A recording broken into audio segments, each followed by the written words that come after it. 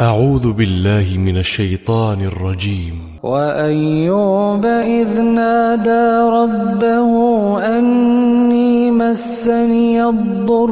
وأنت أرحم الراحمين فاستجبنا له فكشفنا ما به من ضر وآتيناه أهله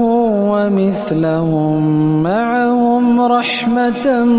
من عندنا وذكرى للعابدين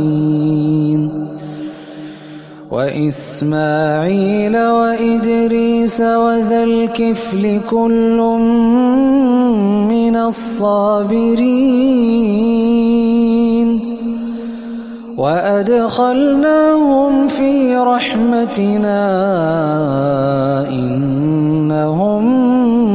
من الصالحين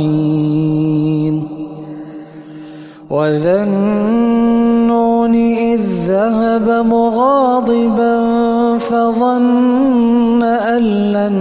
نقدر عليه فنادى في الظلمات أن لا إله إلا أنت سبحانك إني كنت من الظالمين فاستجبنا له ونجيناه من الغم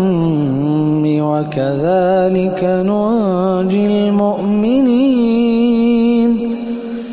وزكريا إذ نادى ربه رب لا تذرني فردا وأنت خير الوارثين فاستجبنا له ووهبنا له يحيى وأصلحنا له زوجه إنهم كانوا يسارعون في الخيرات ويدعوننا رغبا ورهبا وكانوا لنا خاشعين والتي أحصنت فرجها فنفخنا فيها من روحنا وجعلناها وابنها